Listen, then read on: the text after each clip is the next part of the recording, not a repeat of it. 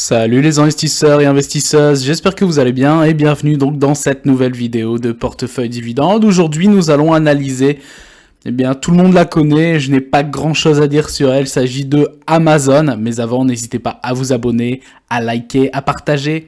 Let's go, c'est parti. Donc, au moment où je tourne la vidéo, le prix du cours de l'action donc de Amazon est de 141,95 $. D'ailleurs, les marchés américains viennent d'ouvrir où je tourne la vidéo. Alors, concernant les dernières dates qui pourraient potentiellement nous intéresser, en 2018, en début d'année, donc février 2018, Amazon officialise pour $1 milliard le rachat de Ring, une start-up américaine fabriquant donc des sonnettes et des caméras de surveillance connectées. Donc une gamme de produits qu'Amazon compte mettre à profit pour livrer les achats de ses clients à l'intérieur de leur domicile et ainsi leur éviter des vols.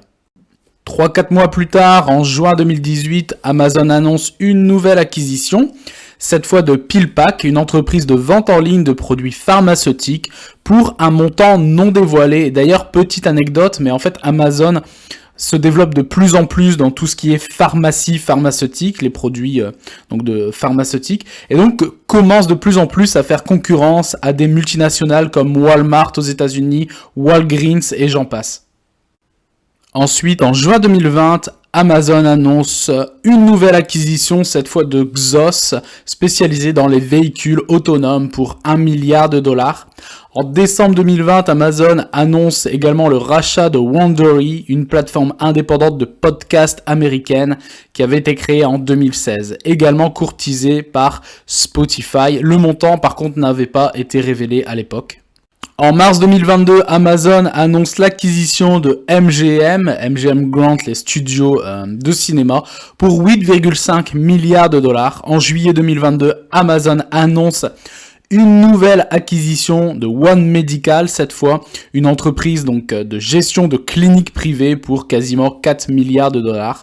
Et en août 2022, Amazon annonce l'acquisition de iRobot, une entreprise concevant donc le Roomba pour $1,7 milliard. Et la dernière en date, à la suite donc d'une considérable augmentation de ses colis traités, Amazon doit optimiser sa logistique. En conséquence, l'entreprise entame une collaboration avec Hawaiian Airlines pour une durée initiale de 8 ans. La compagnie aérienne exploitera en 2024 pour acheminer les colis d'Amazon. Donc la compagnie exploitera 10 à 300, 30 à 300, convertis donc carrément en cargo et à partir donc de l'aéroport international de Cincinnati au Kentucky. Et donc en fait la conclusion qu'on peut tirer, donc ne serait-ce que finalement sur les 4 à 5 dernières années, on va dire depuis 2018, sur 2018 Amazon a fait sans doute une dizaine d'acquisitions, que ce soit des startups, des sociétés, que ce soit dans le médical, le parapharmacie, dans la nouvelle technologie, dans le cloud, dans les studios MGM, donc dans le divertissement, etc. Et on voit qu'en fait Amazon est toujours dans la croissance, c'est-à-dire des acquisitions pour toujours grossir davantage. Et donc je vous spoil tout de suite, mais quand une société, une multinationale continue de grossir et de se développer, finalement, dans la majorité des cas, celle-ci ne verse pas de dividendes, même si elle arrive potentiellement à maturité. En l'occurrence, Amazon ne verse pas de dividendes. En tout cas, pour l'instant, quid de savoir dans les années futures, mais en tout cas, à l'heure actuelle, ce n'est pas le cas. On passe maintenant donc sur TradingView. Si vous voulez faire davantage vos propres recherches, le ticker de l'entreprise est AMZN. Et donc on voit ici, donc j'ai mis le graphique en mensuel, on voit le graphique de Amazon depuis milieu d'année 97, mai-juin 97, on voit que c'était le calme plat clairement, aux alentours des, que je ne dise pas de bêtises, aux alentours des $1, 50 centimes, $1, jusque 2008 où c'était grand maximum $4. Et c'est clairement, quand on regarde un petit peu le graphique à partir d'ici, donc novembre, fin d'année 2008, début d'année 2009, où on voit qu'il commence à y avoir tout doucement, mais sûrement, une croissance exponentielle de la valeur, donc du cours de bourse de Amazon, pour monter ici en 2013 à 20,59 $. Ici ensuite en 2015, 34 $. On monte ici en 2018, donc vous voyez en fait ça ne s'arrête, c'est non-stop. Vous voyez les chandelles ici en vert, il y a énormément de vert. Ici en 2018, 101 $. Pour connaître potentiellement son apogée ici, donc c'est-à-dire à partir de l'ère du Covid, passant donc ici aux alentours des entre 90 et 100 $, passant à un plus haut historique ici, donc au niveau des mèches à 188 $.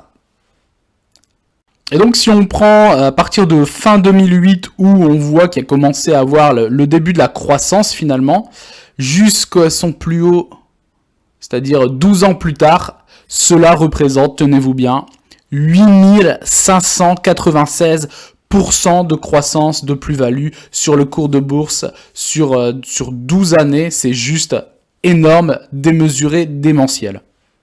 D'ailleurs, c'est clairement la conclusion de ce qui s'est passé pendant la période Covid, finalement, c'est l'irrationalité des marchés dans l'investissement. Mais comme dit l'adage, les arbres ne montent pas jusqu'au ciel. Eh bien, donc du plus haut, donc de 188 $ en fin d'année 2021, on voit ici une baisse qui a quand même été assez importante, puisque finalement, il faut également digérer toute cette croissance sur les 12 dernières années. Et donc, on se retrouve en l'espace de un an et demi, juste après l'après-Covid finalement, avec une chute du prix jusqu'à 82 $ précisément, voilà, et ce qui finalement fait quasiment 56-57% de baisse en l'espace d'un an et demi. Et vous voyez finalement, donc ça c'était jusqu'en décembre 2022, début d'année 2023, et on voit que quasiment la moitié a déjà été ravalée, vous voyez, c'est-à-dire on repart sur potentiellement une nouvelle hausse.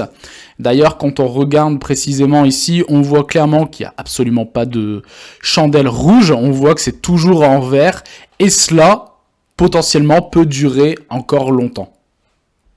Donc moi personnellement, je me répète, je ne suis pas trader, ça peut aller dans tous les sens, surtout au vu de l'irrationalité et la volatilité des marchés. Mais finalement, la conclusion qu'on peut en tirer de Amazon en termes de valeur, c'est que c'est une très très belle valeur, que ce soit au niveau technologique, au niveau de ses acquisitions, de son développement, c'est connu au niveau international, c'est partout, c'est potentiellement, alors forcément il n'y a pas de dividende, donc je la mettrai quand même de côté pour moi personnellement, mais en termes de croissance et de valeur, c'est une très très belle entreprise à avoir dans son portefeuille. On passe maintenant donc sur Morning pour continuer à regarder un petit peu donc Amazon. Donc concernant la sûreté du dividende, eh bien nada puisqu'il n'y en a pas. Concernant la croissance finalement de Amazon, eh bien très très bon puisqu'on est sur du 15 sur 20. Donc forcément après croissance du dividende, il n'y a rien. Concernant le ratio cours par rapport au bénéfice, on est, tenez-vous bien, sur des chiffres qui sont quand même assez démentiels. On est sur du quasiment x116 en termes de ratio. Et le bénéfice par action est lui de 1,24 $, mais je pense que c'est une data qui est sans doute erronée. Alors par rapport aux performances finalement de Amazon, par rapport aux différents indices et aux secteurs discrétionnaires, parce que oui, Amazon n'est pas une valeur tech et plus classée dans les consommations discrétionnaires. Et donc Amazon sur un an fait plus 15%, tandis que le S&P 500 fait plus 10% et le Nasdaq fait plus 21%. Et le secteur donc des consommations discrétionnaires fait lui plus 12%. Donc sur un an, on voit que Amazon bat le S&P et le secteur discrétionnaire. Le retour sur les 5 dernières années, plus 47% pour Amazon, le S&P fait lui plus 54%, et le Nasdaq fait lui plus 104%, et le secteur donc des consommations discrétionnaires fait lui plus 72%. Donc sur un an, Amazon fait mieux que le S&P et le secteur discrétionnaire, mais par contre sur les 5 dernières années, eh bien l'action en elle-même fait moins bien que les deux indices, donc le S&P et le Nasdaq, et fait également moins bien finalement que le secteur en lui-même, c'est-à-dire le secteur discrétionnaire. On passe maintenant au compte de résultats, donc les données financières de Amazon. On voit en 2018, le chiffre d'affaires était de 200... Alors tenez-vous bien parce que les chiffres sont assez astronomiques. On était aux alentours des 230, donc précisément 232 milliards de dollars de chiffre d'affaires pour un bénéfice de 10 milliards de dollars. En 2019, augmentation du chiffre d'affaires passant à 280,5 milliards de dollars et 11,5 milliards de dollars de bénéfices. Chiffre d'affaires en 2020, 386 milliards, c'est-à-dire qu'en l'espace d'un an, entre 2019 et 2020, il y a 100 milliards de chiffre d'affaires en plus, c'est juste énorme. Et un résultat, donc un bénéfice finalement également en augmentation très conséquente, puisqu'on passe à 21,3 milliards de dollars de bénéfices. Donc ça veut dire pareil, entre 2019 et 2020, il y a 10 milliards de bénéfices en plus. Ensuite, 2021, eh bien, on continue l'explosion, forcément. Chiffre d'affaires, donc 470 milliards, clairement, de chiffre d'affaires. Donc, Amazon prend toujours 100 milliards de chiffre d'affaires supplémentaires. C'est tout simplement exceptionnel, en fait. Et pareil, donc, pour 2021, donc, on passe à 33,3 milliards de dollars de bénéfices, ce qui représente 12 milliards de bénéfices en plus entre 2020 et 2021. Et 2022, du coup, on continue avec une augmentation du chiffre d'affaires, passant à 513, quasiment 514 milliards de dollars de chiffre d'affaires, ce qui représente un petit 43-44 milliards de dollars supplémentaires. Alors je dis petit parce que sur les 2 années avant, c'est-à-dire 2021 et 2020, c'était 100 milliards de chiffre d'affaires supplémentaires. Donc là, on est un petit peu à la moitié, mais ça reste toujours démentiel. Et par contre, au niveau du bénéfice, il n'y a pas de bénéfice. Potentiellement, ce serait en perte de quasiment 3 milliards de dollars. Et donc finalement ça confirme, puisqu'en termes de variation du chiffre d'affaires, sur 2022, 9,40%, la charge d'exploitation 23,35%, et par contre vous voyez ici, résultat net, eh bien les 2 milliards 7 de dette finalement, de perte, ça représente moins 108% finalement. Et pareil en ce qui concerne la marge bénéficiaire nette qui est à moins 107%, et les bénéfices par action qui est également à moins 108,33%. L'excédent brut d'exploitation, c'est-à-dire l'EBITDA, qui était aux alentours des 54 milliards de dollars, eh bien ça représente moins 8,67% par rapport à 2021. On va regarder ici donc le flux de trésorerie. Finalement, c'est le cash flow, c'est ce que l'entreprise a dans ses caisses en termes de cash. Donc en 2018, elle avait 10 milliards de dollars. En 2019, 4,24 milliards de dollars. En 2020, quasiment 6 milliards. Elle était en perte en 2021, quasiment 6 milliards. Et vous voyez ici, explosion en 2022 à quasiment 18 milliards de valorisation, enfin en termes de cash flow, en termes de trésorerie. Donc là, par contre, on voit que c'est quand même assez instable depuis 2018. Alors forcément, il faut voir ce que l'entreprise a fait derrière. Comme on a pu le voir, et ça correspond potentiellement, puisque vous voyez de 2018 à l'heure actuelle, c'est-à-dire 2022 sur le graphique, on voit que tout au début, ce qu'on a vu, c'est que il y a eu à peu près une dizaine d'acquisitions de la part de Amazon, de startups, d'entreprises, etc., de différents domaines. Et donc, clairement, ça peut jouer également. On passe maintenant sur Yahoo Finance, et par contre une chose que j'avais oubliée, c'était la capitalisation boursière de Amazon sur le marché. Elle est estimée à 1,5 billion de dollars, ce qui représente 1490 milliards de dollars. C'est juste démesuré, il n'y a pas beaucoup d'entreprises qui ont cette valeur. Il y a Amazon, Apple dans ces eaux-là, une ou deux autres grand maximum, mais c'est tout. Ensuite, si on descend, alors vous voyez le problème finalement du business model entre guillemets, c'est que comme on l'a vu précédemment sur les graphiques, entre les bénéfices et les chiffres d'affaires, il y a vraiment une très très grosse différence, et on voit au niveau de la rentabilité, la marge est vraiment très très faible. Donc la marge bénéficiaire, vous voyez ici, on est à 2,43%, et la marge d'exploitation estimée sur les 12 derniers mois est à 3,29%. Donc on voit que c'est très très petit entre le chiffre d'affaires et les bénéfices restants. Après, c'est aussi logique parce que c'est un business model dans son ensemble qui demande énormément d'intermédiaires, de fournisseurs, le cloud, etc. Tout finalement coûte de l'argent à Amazon et donc forcément sa marge est quand même drastiquement réduite. Et donc vous voyez ici, pour revenir par rapport à la marge, on voit ici les recettes donc établies sur les 12 derniers mois, 538 milliards de dollars de chiffre d'affaires. Et le bénéfice net disponible et distribuable sur les 12 derniers mois est estimé à 13 milliards. Donc vous voyez, de 538 milliards de chiffre d'affaires, on passe à 13 milliards de bénéfices. Donc on voit que c'est une marge qui est très très faible. Concernant le revenu par action, j'avais réellement un doute et clairement il est faux.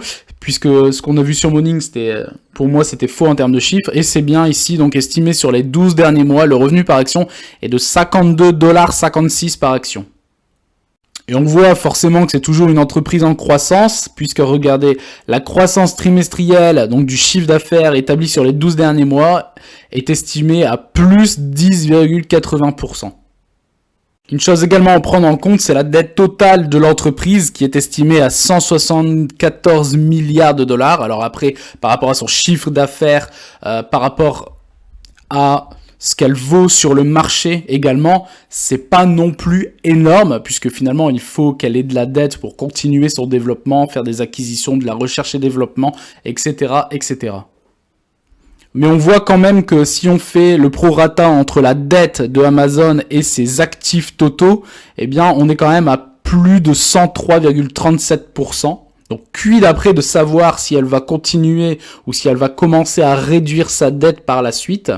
Mais finalement cet indicateur permet de constater que potentiellement Amazon ne versera pas de dividendes dans les prochaines années, ça c'est clair.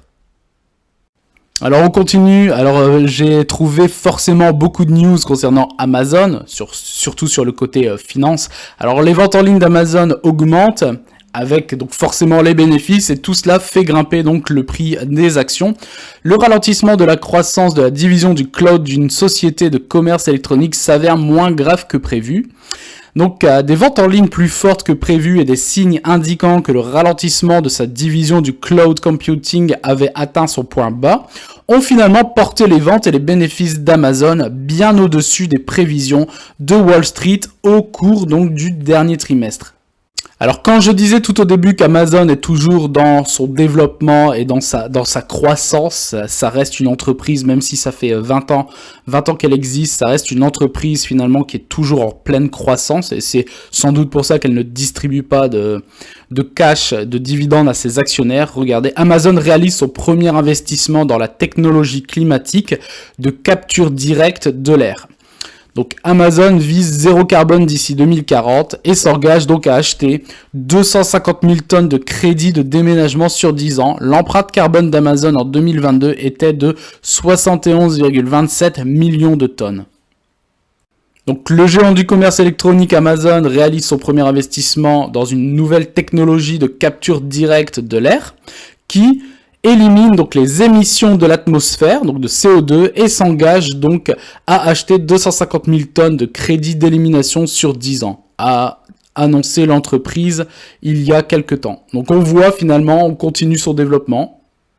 Amazon annonce une augmentation des salaires pour les chauffeurs-livreurs qui sont sous contrat. Donc l'entreprise a annoncé cette semaine lors d'une conférence destinée aux entreprises de livraison qu'elle investirait 440 millions de dollars au cours de la prochaine année pour augmenter les taux de rémunération des chauffeurs. Donc, l'entreprise n'a pas révélé le montant de cette augmentation, mais a déclaré qu'elle s'attend à ce que les conducteurs américains gagnent en moyenne 20,50 $ de l'heure. On continue toujours sur Yahoo Finance ici, donc Amazon construit tranquillement sa machine publicitaire qui sera sans doute la plus puissante du monde. Donc valant déjà des milliards, l'opération donc publicitaire naissante d'Amazon deviendra probablement sa prochaine grande activité et pour l'essentiel cela passe inaperçu des investisseurs. Avec sa trajectoire actuelle, le secteur de la publicité pourrait même rivaliser avec l'activité du cloud d'Amazon, a déclaré donc Andrew Lipsman, l'analyste de chez Inside Intelligence à Yahoo Finance. Il ne fait aucun doute que cette activité publicitaire génère des profits incroyables. Et donc les marges sont exceptionnelles et pourraient toutes être tout aussi importante qu'Amazon.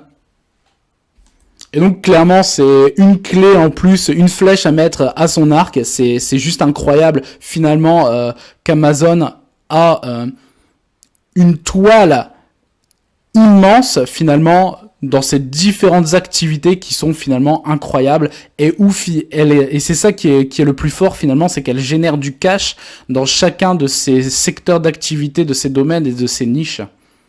Et pour finir ici, sur une dernière news, donc les bénéfices d'Amazon écrasent donc les estimations. Ça confirme le premier article que nous avons vu tout à l'heure.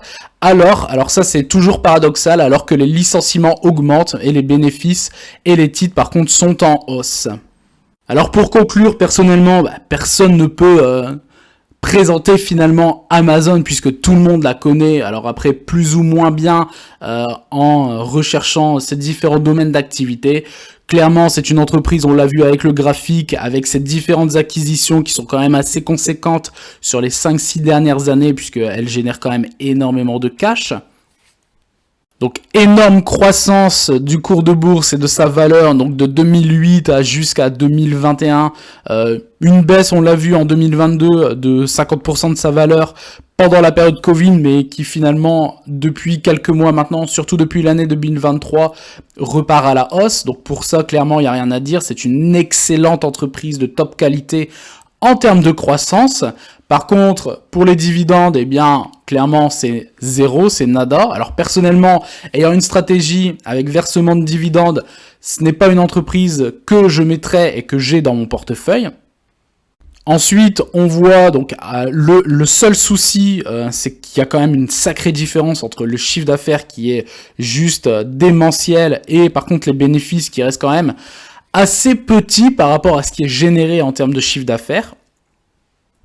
On a vu également qu'Amazon est dans tous les domaines d'activité, publicité, divertissement, cloud, boutique, donc physique, transport, tout ce qui est pharmacie, pharmaceutique, j'en passe et des meilleurs. En termes d'investissement, c'est une action finalement, une entreprise qui clairement combat l'inflation. Si vous l'aviez dans votre portefeuille, vous seriez sans doute en plus-value, que ce soit pendant la période Covid où le prix a quand même pas mal baissé, ou même bien avant, c'est-à-dire bien avant. Ça reste finalement du court terme, mais si je dis 2017-2016, vous seriez toujours en plus-value. Donc clairement, c'est une entreprise en termes de croissance à avoir dans son portefeuille. Quid de savoir quand celle-ci arrivera à maturité pour potentiellement verser des dividendes. J'espère que cette vidéo vous aura plu. N'hésitez pas à mettre en commentaire si vous avez Amazon dans votre portefeuille ou si vous l'avez dans votre watchlist. N'hésitez pas à vous abonner, à liker, à partager.